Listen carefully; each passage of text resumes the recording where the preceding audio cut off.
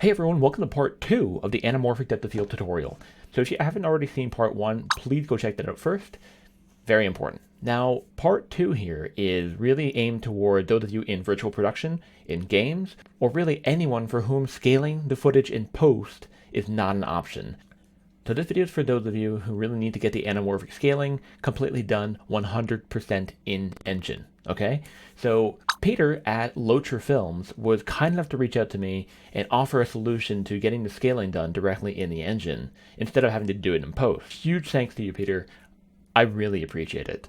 I totally suggest that you go check out Loacher Films' channel. It is awesome, and he absolutely deserves all the subscribers that he has. So I figured I'd get a second video out to show you guys how to get the anamorphic look 100% in the engine. So let's get started. So just to be clear, this still requires the fantastic perspective camera plugin that I talked about in part 1 of this video. So I'm going to assume that you've already bought it, installed it to your engine, and have it set up in your scene ready to go. So the solution here is to just create a very simple post-process material. To create a post-process material, you might just right-click, create a new material. You go to the material domain here. Make sure your material domain is set to post-process. And while these nodes may look scary and like, it might seem complex, it's not. Okay, so I've included this material in the description below. You just need to copy and paste that whole text file into your material editor and you'll get these nodes. Okay, but feel free to take a screenshot of what I'm doing here if you want to make it yourself. Okay, so I'm going to zoom in so you get a better resolution. Screen position, multiply, 2 constant floats plugged into a make float. Same thing here, 2 constants plugged into a make float with an add plugged into a scene texture, post-process input 0, plugged a color into the emissive color, and that's it. That's really all there is to it. So make sure you save this, and what you're going to do now is you're going to go into your post-process volume, okay? And in the search panel, you're going to search for post-process material. Okay, so we have post-process materials right here. Where it says array, click the little plus. And where it says choose, we're going to do asset reference. And now we have a little window here. We're going to plug in our post-process material that we just made.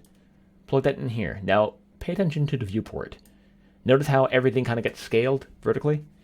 This is a good thing. Don't be surprised. This is entirely normal. This is what you want. So what does this mean? This means that at runtime, your footage will be pre-scaled for you, which means that there's no need to go ahead and scale your footage in post, okay? So just to show you guys that this actually works, I've opened up the movie render queue here.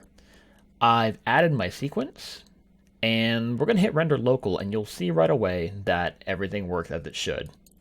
So this is exactly what I wanted to show you. This is working as intended. As you can see right away, directly in the render, we're noticing our oval, out of focus element, so the bokeh is nice and oval. This is not what we were getting before. So before we used the post-process material, everything was already squished and we had to de-squish it in post. But now, thanks to the post-process material, we're getting the de-squeeze directly in the engine at runtime. Unfortunately, this does not mean that you save your resolution. There's still the resolution sacrifice you need to make when it comes to scaling vertically, okay? This is just doing the scaling for you instead. Now, I've realized that the resolution loss is kind of a sacrifice you have to make whenever you shoot anamorphic. In real life, when you're shooting with a real camera with an anamorphic lens, the footage you get is squished horizontally, and you need to de-squeeze that in post, which means you lose your resolution anyway. So losing resolution is kind of part of the whole anamorphic workflow, whether you like it or not. So the sacrifice that we're making is really not that bad when you think about it. And that's it. That's really all you need to do. It's just a simple post-process material plugged into your post-process volume. Now you're still going to need the fantastic perspective plugin for that to work. And if you need it to run at real time, you will need to set up the plugin correctly for it to run at real time. There's a tutorial for this on the install page of the Fantastic Perspective plugin, okay? So if you don't know how to install that, go check it out, go download it. The creator of the Fantastic Perspective plugin has made a walkthrough guide of how to get it set up and running, okay? I don't want to take views away from him, so I'm not going to show you how to do it. So again, thank you so much, Peter, at Loacher Films. You've been a huge help. This has been really nice. And I also want to say thank you to all of you. You've all been so supportive, so positive, so encouraging, so helpful in general.